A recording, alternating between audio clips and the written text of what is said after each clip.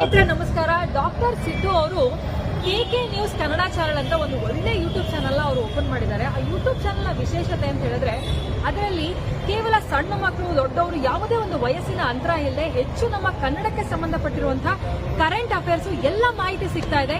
ದಯವಿಟ್ಟು ಹೆಚ್ಚಿನ ಸಂಖ್ಯೆಯಲ್ಲಿ, ಅದರಲ್ಲೂ ನನ್ನ ಯುವ ಸ್ನೇಹಿತರು ಹೆಚ್ಚಿನ ಸಂಖ್ಯೆಯಲ್ಲಿ ಯೂಟ್ಯೂಬ್ ಚಾನಲ್ ನ ಸಬ್ಸ್ಕ್ರೈಬ್ ಆಗಿ ಫಾಲೋ ಮಾಡಿ ಹೆಚ್ಚು ಕನ್ನಡ ಪರ ಜ್ಞಾನವನ್ನ ಬೆಳೆಸ್ಕೊಳ್ಳಿ ಅಂತ ಹೇಳೋದಕ್ಕೆ ಇಷ್ಟಪಡ್ತೀನಿ.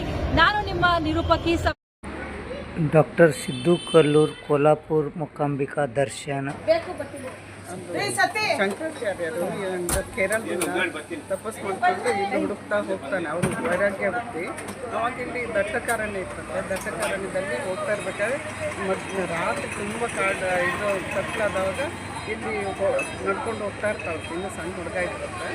ಅವಾಗ ಅದು ಇಲ್ಲಿ ಯಾವುದೋ ರಕ್ಕಸಿ ದೇವಿ ಯಾವುದೋ ಈ ರೂಪ ದೇವತೆ ಇರ್ತಂತೆ. ಅದು ದೇವತೆ ಇಲ್ಲಿ ಅವರು ಬಂದು ಇದು ಮಾಡಿದಾಗ ಅವ್ರ ತಪಸ್ಸು, ಅವ್ರ ಪೂಜೆ ಅವ್ರದ್ದೆಲ್ಲ ನೋಡಿಕೊಂಡು ಆ ದೇವಿ ಇಲ್ಲಿ ಸ್ಥಾಪನೆ ಆದ್ದು ಅಂತ ಏನೋ ನಾನು ಓದಿದ್ದು ಕೇಳಿದ್ದಷ್ಟೇ. ಮತ್ತು ನನಗೇನು ಗೊತ್ತಿಲ್ಲ.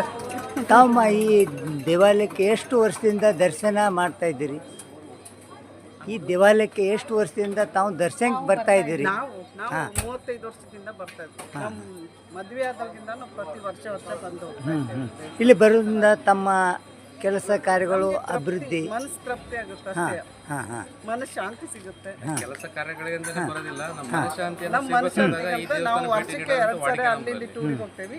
ದೇವಾಲಯ ದರ್ಶನಕ್ಕೆ 1 ಸಾರಿ ಟೂರು, ಮತ್ತೆ ಹೀಗೆ ಮತ್ತೆ ಎಲ್ಲಾದರೂ ಒಂದು ಹೋಗ್ತಾ ಇರ್ತೇವೆ. ಇಂದು ಬೆಳಗ್ಗೆ ನಾವು ಕೊಲ್ಲೂರು ಮೂಕಾಂಬಿಕಾ ದೇವಸ್ಥಾನಕ್ಕೆ ಬಂದಿದ್ದೆವು.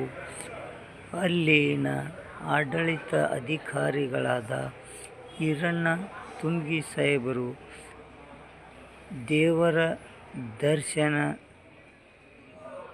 ಮಾಡಿಸಿದ್ದರು ಮತ್ತು ಅವರ ಜೊತೆಯಲ್ಲಿ ಚನ್ನಗಿರಿಯ ಪತ್ರಕರ್ತರು